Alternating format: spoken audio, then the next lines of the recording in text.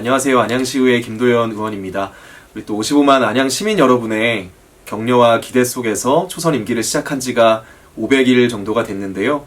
또 언제나 격려와 질책 아끼지 않고 키워주시고 또 관심과 애정으로 살펴주시는 우리 평촌, 평안, 귀인, 범계, 갈산동 주민 여러분께 진심으로 감사드립니다.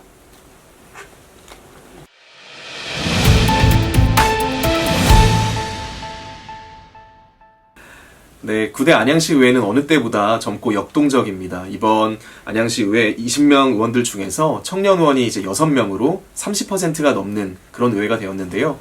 지난해 개원 기준으로 20대부터 60대까지 정말 다양한 세대를 대표하고 또 다양한 세대를 품어 안을 수 있는 그런 의회가 됐다. 이렇게 생각을 합니다. 근데 이제 의회가 젊어졌다고 해서 단순히 그게 좋다 이렇게 말씀드리긴 어렵겠지만 저희 청년 의원들 그리고 저를 포함한 많은 의원들이 단순히 청년 의제에만 함몰되는 것이 아니라 어떻게 하면 우리 안양을 더욱더 발전적으로 만들 수 있을 것인가에 대해서 고민을 아끼지 않고 있습니다. 특히나 청년 정치라고 하는 것은 청년이 하는 정치만을 의미한다고 생각하지는 않는데요. 청년이 하는 정치도 중요하지만 결국엔 그 정치가 나아가야 될 방향은 우리 안양의 미래와 또 다음 세대를 어떻게 고민할 것인가에 대한 그런 정치로 이어져야 한다고 생각을 합니다. 그래서 지난 1년 반, 약 500여일의 시간 동안 다음 세대를 위한 정치가 과연 무엇인가를 치열하게 고민하는 시간이었다라고 스스로 생각하고요. 또 무엇보다 청년 당사자로서 그동안의 청년 활동가로서 해왔던 여러 가지 일들을 또 제도권 안에서 의정활동에 반영할 수 있는 기회가 주어진 것에 대해서 굉장히 감사하게 생각하고 있습니다.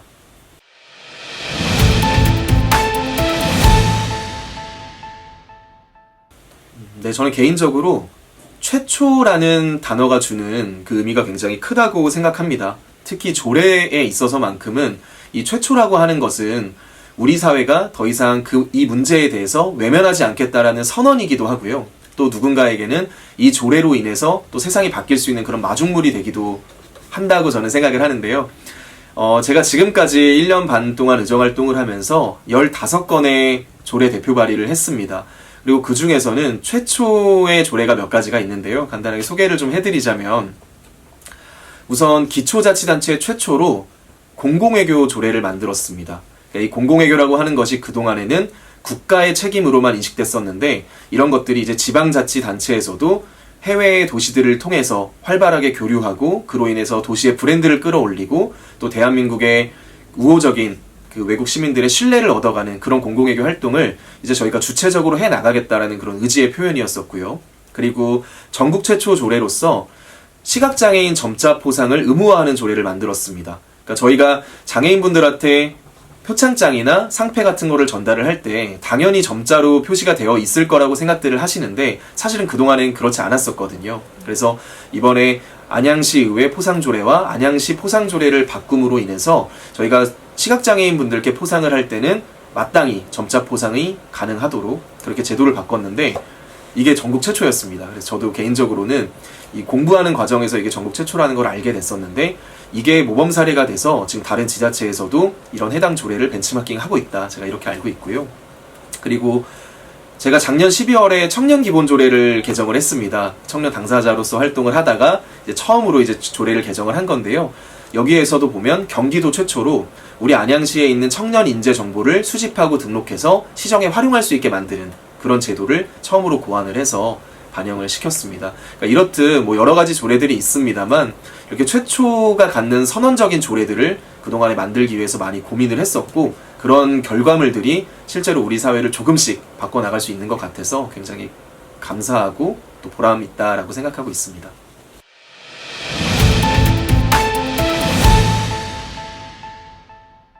그 효성에서 추진하고 있었던 호계 데이터 센터의 경우에는 효성중공업이 지분의 40% 그리고 싱가포르에 있는 회사가 지분의 60%를 가지고 주식회사 에브리슈라는 이제 합작회사를 설립을 했고 그 합작회사를 중심으로 그 호계동 효성 아파트 앞에 데이터 센터를 건립하기로 추진해 왔던 내용인데요. 사실은 지난 2년 반 정도 그 주민 여러분께서 굉장히 치열하게 그 건립 반대 의견을 주시고 또 투쟁을 해오셨습니다. 근데 사실 데이터 센터에 대해서는 뭐 여러 가지 과학적 견해나 아니면 변화하는 시대에 따라 필요성에 대한 견해들도 존재를 하지만 사실 이 효성 데이터 센터 문제는 가장 중요한 것이 주민들의 정주 환경을 너무나 심각하게 침해한다는 내용이었습니다. 왜냐하면 효성 아파트 경계석을 기준으로 10m 거리, 실제로 가보시면요, 골목길입니다. 그래서 양쪽에 주차가 되어 있는 경우에는 실제로 차량이 교행이 되지 않을 정도로 좁은 10m 정도의 길이, 10m 정도의 폭을 가진 그런 도로였는데요.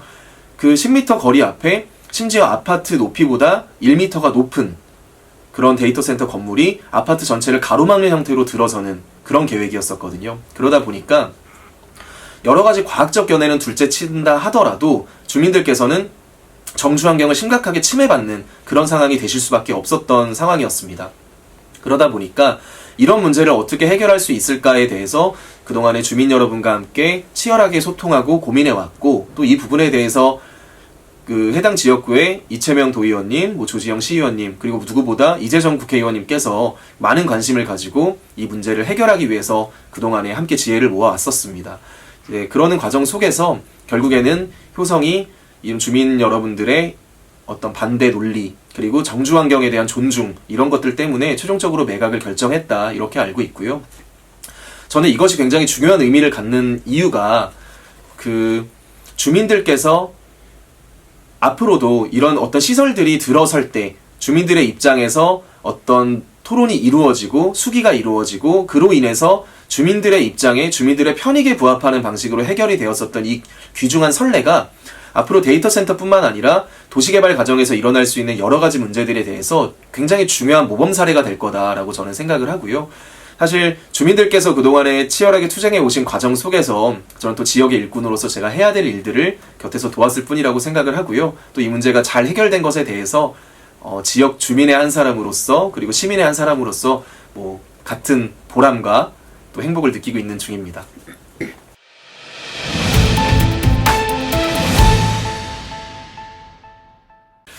네, 사실 사회가 많이 어렵습니다. 경기도 많이 어렵고요. 근데 그러다 보니까 한때는 우리가 공무원이 되는 것이 철밥통이다라는 이야기도 있었을 정도로 공무원에 대해서 많은 사람들이 지원을 하고 또 응시를 하고 이런 상황들이 몇 년간 계속 이어졌었습니다. 근데 사실 경기가 계속 어려워지면서 물가는 치솟고 또 경제가 크게 성장하지 못하는 상황 속에서 공무원들의 처우는 사실 과거에 머물러 있는 것이 현실입니다.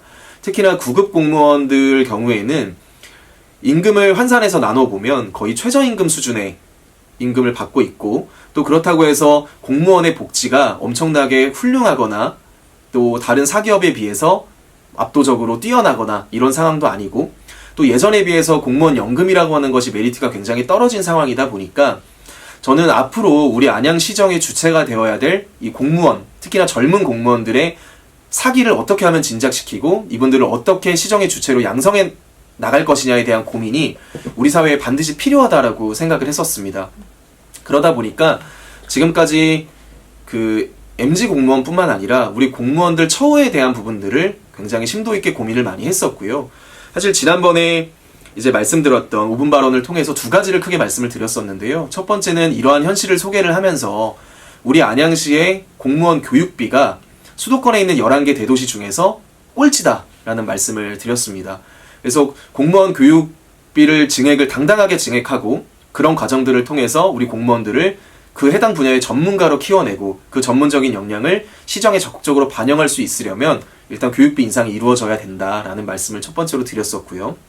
그리고 두 번째로는 이제 가정과 일의 양립, 이런 것들이 굉장히 또 중요한 시대가 됐습니다. 그래서 저희가 여성 공무원들 같은 경우는 임신을 했을 경우에 임신 검진을 위해서 휴가를 받을 수가 있는데, 사실 남성 공무원들은 배우자의 임신 검진에 전혀 동행할 수 없는 그런 구조거든요. 그래서 이런 해당 규정을 좀 더 확대 적용해서 우리 남성 공무원들도 배우자가 임신을 했을 경우에 임신 검진에 동행하고 그로 인해서 가정도 살뜰하게 챙기고 또 일도 최선을 다해서 할 수 있는 그런 일가정 양립에 대한 제도를 적극적으로 고민해 나가자라는 말씀을 드렸던 겁니다. 그리고 추가로 이런 교육비와 관련된 이야기를 하면서 우리 국내에 있는 다양한 유수의 대학들과 협약들을 맺어서 우리 공무원분들께서 다양한 대학원 과정에 진학을 해서 또 전문성을 키울 수 있는 그런 배경을 탄탄하게 뒷받침해야 된다라는 말씀을 지금도 꾸준하게 드리고 있는 중입니다.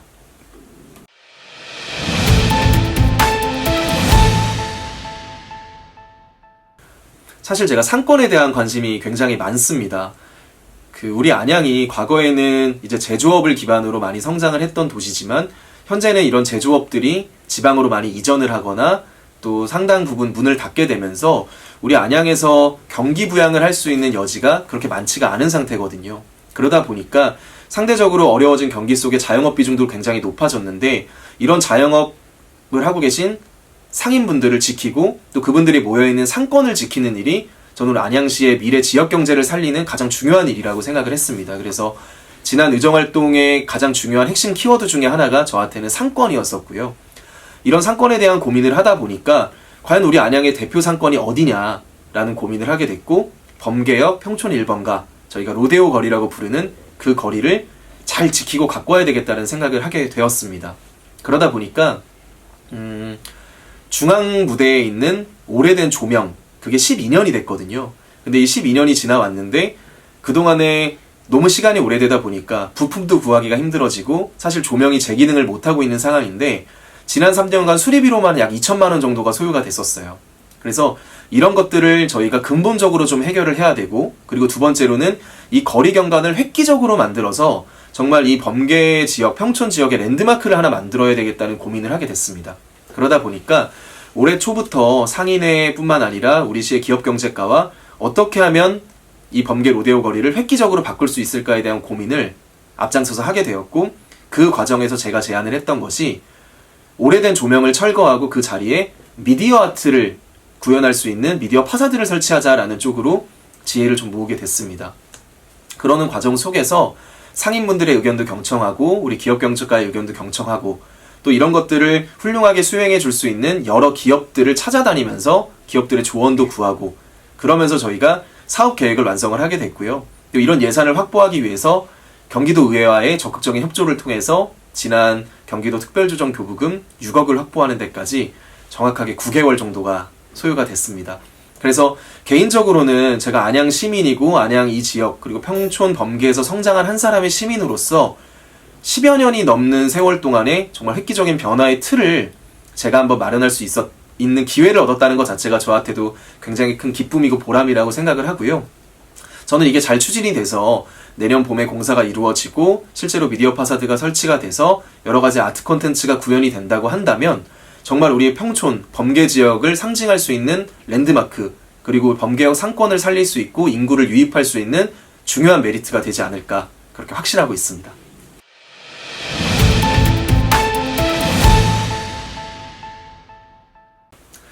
제가 전반기에 제가 지난 500여일간 의정활동을 하면서 전반기에 핵심을 두고 그 에너지를 쏟았던 키워드가 3가지가 있습니다. 첫 번째는 제가 청년 당사자로서 청년이라는 키워드가 있었고요.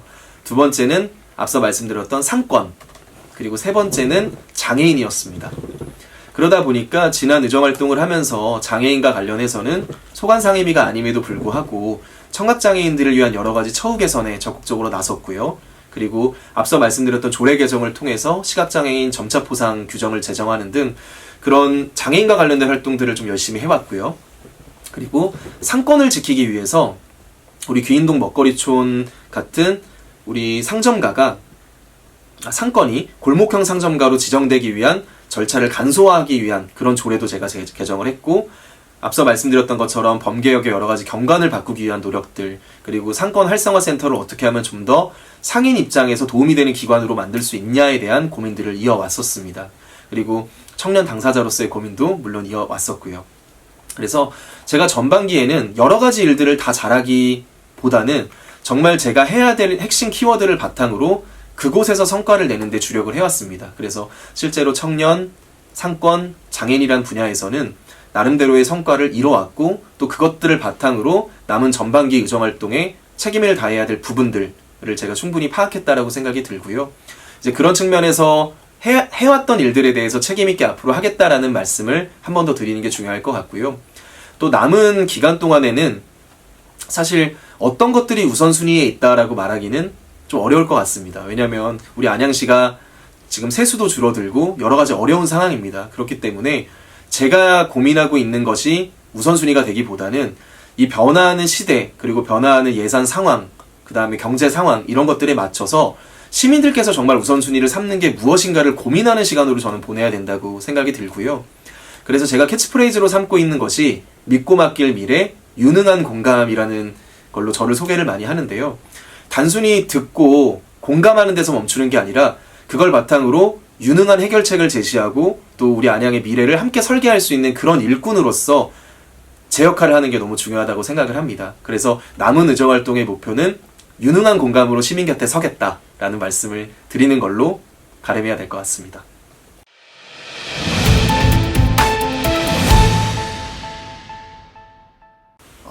시민들께 제가 말씀을 드릴 수 있는 기회가 되면 두 가지를 말씀드리고 싶었습니다. 항상 제가 청년 의원이다 보니까 청년들에게 한마디를 부탁하는 경우들이 많더라고요.